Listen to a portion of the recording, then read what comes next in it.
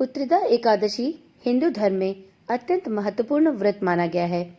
यह व्रत संतान प्राप्ति और संतान की सुख समृद्धि के लिए अति उत्तम है। पौष माह में आने वाला यह व्रत कई दंपतियों के जीवन में सुख समृद्धि लाता है। साल 2025 की पहली एकादशी पुत्रदा एकादशी ही है। ऐसे में इस दिन व्रत रखने से आप पूरे साल भर शुभ फल भी प्राप्त कर सकते हैं। तो चलिए आज की वीडियो में जानते हैं कि जनवरी के महीने में पुत्रदा एकादशी का व्रत कब रखा जाएगा, व्रत की विधि क्या होगी और हिंदू धर्म में इसका क्या महत्व है।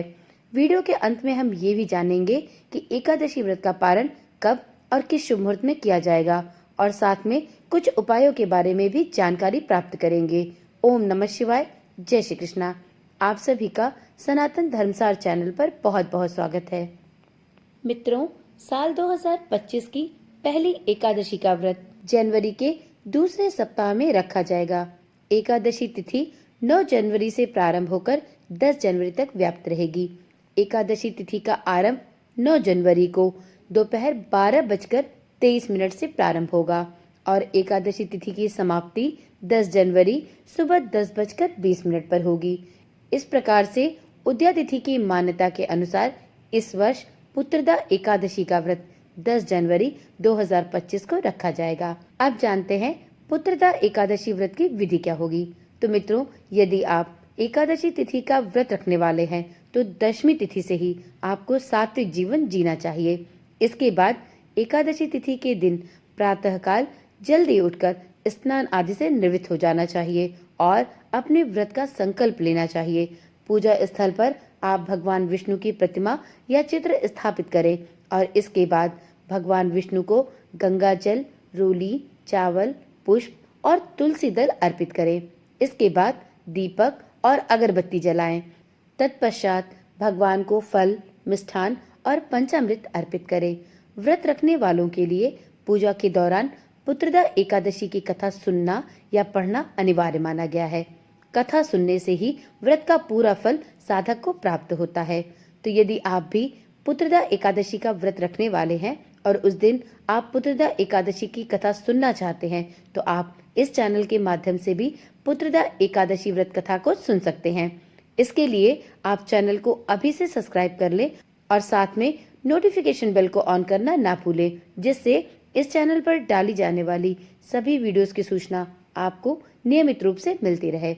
मित्रों, एकादशी का व्रत करने वालों को दिन भर भगवान विष्णु के नाम का जाप करना चाहिए। आप चाहें तो ओम नमो भगवते वासुदेवाय इस मंत्र का जाप भी कर सकते हैं।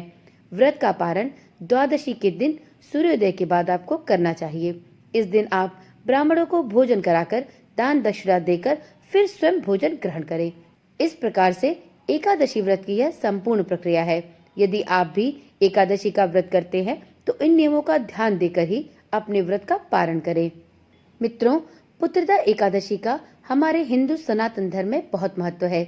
ऐसी मान्यता है कि पुत्रदा एकादशी का व्रत करने से दंपतियों को संतान सुख की प्राप्ति होती है। इसके साथ ही इस दिन व्रत रखने से सभी पापों का नाश होता है और इस जीवन के बाद मोक्ष की प्राप्ति होना सुनिश्चित हो जाता है। यह व्रत पारिवारिक सुख शांति और संतान के उज्जवल भविष्य के लिए भी अत्यंत शुभ और लाभकारी माना गया है।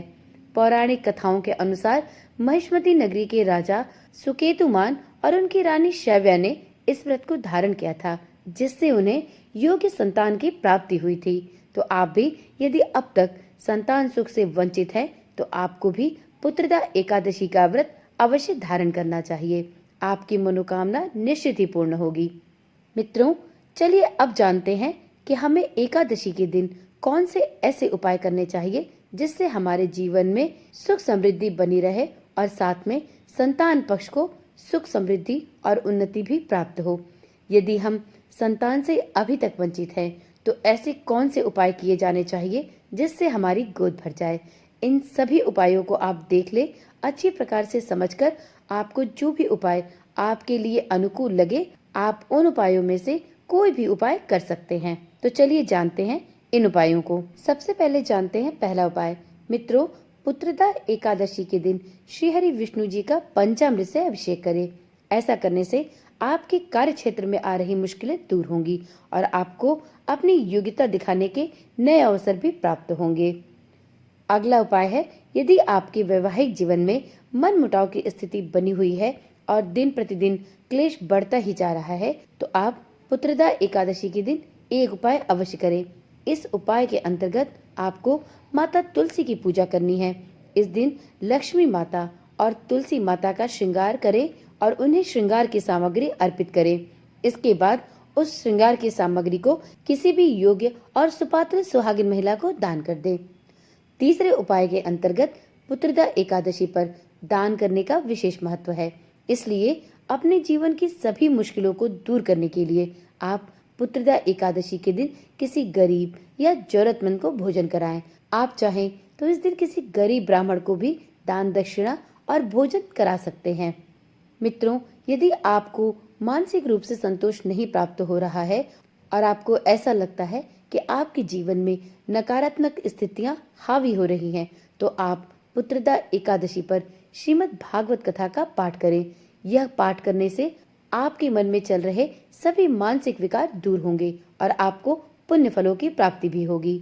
मित्रों, पांचवें उपाय के अंतर्गत यदि आप आर्थिक समस्याओं से परेशान हैं, तो पुत्रदा एकादशी के दिन ब्रह्म मुहूर्त में विष्णु भगवान की पूरी श्रद्धा के साथ विधिवत उपासना करें और एक पान के पत्ते पे ओम विष्णुवे नमः लिखकर भगवान के चरणों में अर्पित कर दें।